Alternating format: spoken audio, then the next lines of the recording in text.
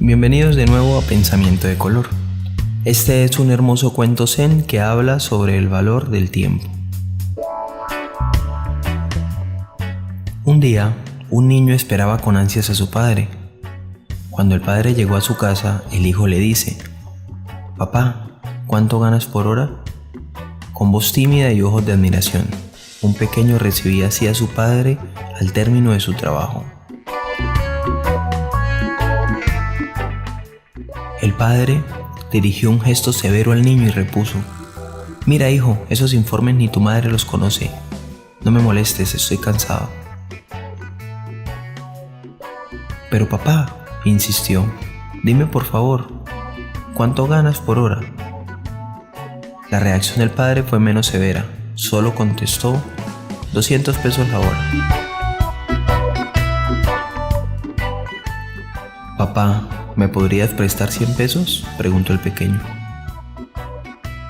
El padre, lleno de cólera y tratando con brusquedad al niño, dijo: «Así que esa era la razón de saber lo que gano.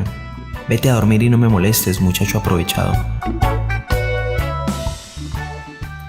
Había caído la noche. El padre meditó sobre lo sucedido y se sintió culpable. Tal vez su hijo quería comprar algo. Para descargar su conciencia dolida, se asomó al cuarto de su hijo. Con voz baja preguntó al pequeño: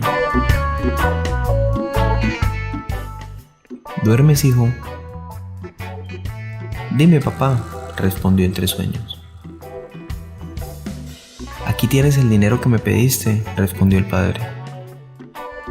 «Gracias, papá», contestó el pequeño, y metiendo su mano bajo la almohada, sacó unos billetes. «Ahora ya completé, papá, tengo 200 pesos. ¿Podrías venderme una hora de tu tiempo, por favor?». Muchas gracias por seguirnos, muchas gracias por oírnos y por dejarnos sus like y comentarios. En Pensamiento de Color, buscamos que cada una de estas maravillosas reflexiones vueltas video integren tu felicidad y ayuden en tu calidad de vida. Suscríbete a nuestro canal en el botón de suscripción y activa la campanita. En la descripción de este video también lo puedes hacer.